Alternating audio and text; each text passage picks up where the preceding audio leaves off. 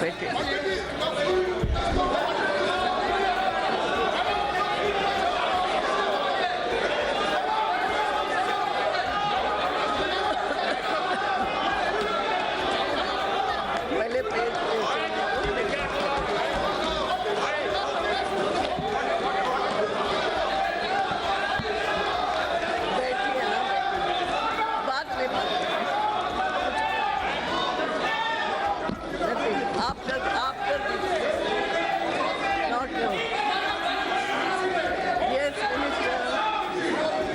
Madam speaker, मैं वर्ष 2019-20 के लिए भारत सरकार की अनुमानित प्रक्रिया और व्यय का वितरण प्रस्तुत करने के लिए आपसे अनुमति लेता हूँ।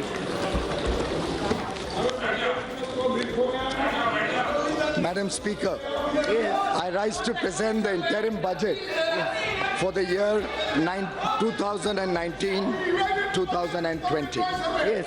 Part A. I am deeply conscious of the absence of Shri Arun Jaitley today. I am sure the House joins me in wishing Shri Jaitley speedy recovery, good health, and a long life in the service of the nation. Madam Speaker, the people of India gave a strong mandate to our government. Under the visionary leadership of Honorable Prime Minister Shri Narendra Modi, we have given the most decisive, stable and clean government and have undertaken transformational structural reforms. We have reversed the policy paralysis engulfing the nation and have restored the image of the country. इस सरकार की उपलब्धि रही कि हमने सोच को बदलने के अथक प्रयास करे और देश के आत्मविश्वास को बढ़ाया. I can proudly say that India is solidly back on track and marching towards growth and prosperity. We have prepared the foundation for sustainable growth, progress and better quality of life for our. We are moving towards realizing a new India by 2022, when we celebrate 75 years of independence. An India which is clean and healthy, where everybody would have a house with universal access to toilets, water, electricity, where farmers' income would have doubled. Youth and women would get ample opportunity to fulfill their dreams. An India free from terrorism, communalism, casteism, corruption and nepotism. State of the economy. Madam Speaker, the last 5 years have seen India being universally recognized as a bright spot of the global economy. The country witnessed its best phase of macroeconomic stability during this period. We are the fastest growing major economy in the world today, with an average GDP growth higher during the last 5 years, higher than the growth achieved by any government since economic reforms began. From being the 11th largest economy in the world in 2013-14, we are today the 6th largest in the world. Besides generating high growth rate, we contained double-digit inflation and restored fiscal balance. Inflation is a hidden tax and an unfair tax on the poor and the middle class. The average rate of inflation during 2009-2014 was a back-breaking 10.1%. The then Prime Minister admitted as much when he said, and I quote, "We have also not been as successful in controlling persistent inflation as we would have wished. This is primarily because food inflation has increased," unquote. इसके विपरीत हमारी सरकार ने कमर तोड़ महंगाई की कमर ही तोड़ दी। We brought down average inflation to 4.6%, which is lower than the inflation during the tenure of any other government. In fact, inflation in December 2018, महंगाई दिसंबर 2018 में सिर्फ 2.19% पर घटकर आ गई।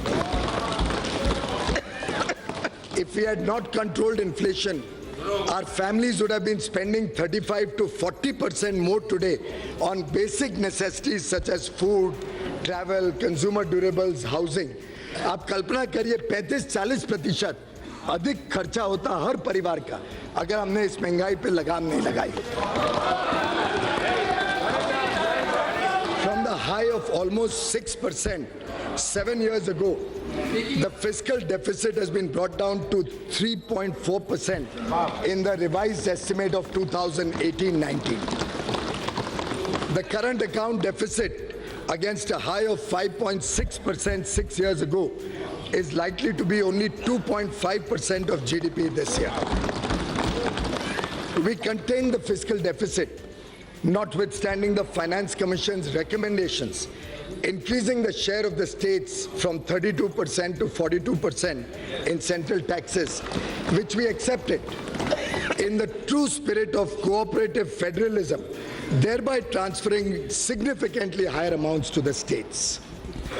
Due to a stable and predictable regulatory regime, a growing economy, and strong fundamentals, India could attract massive amount of foreign direct investment during the last 5 years.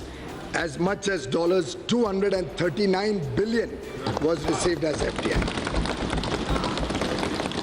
This period also witnessed a rapid liberalization of the FDI policy, allowing most FDI to come through the automatic route.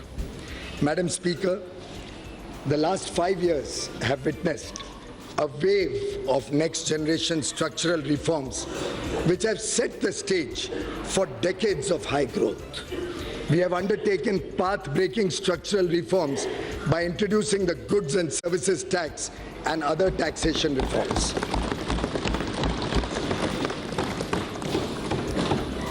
Banking reforms and insolvency and bankruptcy code. The period of 2008 to 14 will be remembered as a period of aggressive credit growth.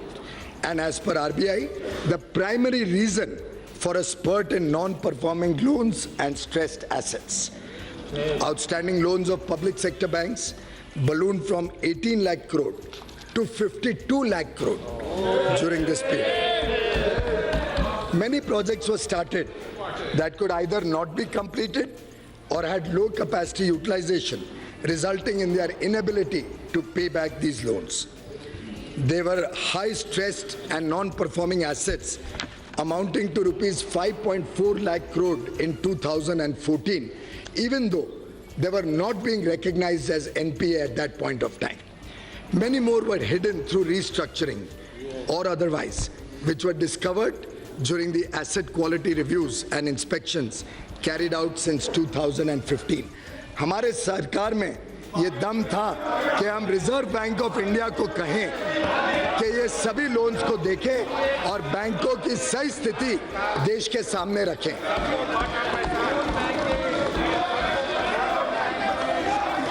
We put a stop to such questionable practices and stopped the culture of phone banking.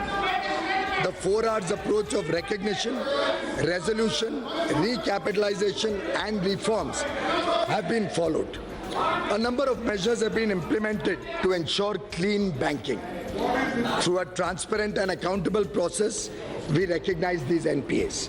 The Insolvency and Bankruptcy Code has institutionalized a resolution-friendly mechanism which is helping in recovery of non-performing loans while preserving the underlying businesses and jobs.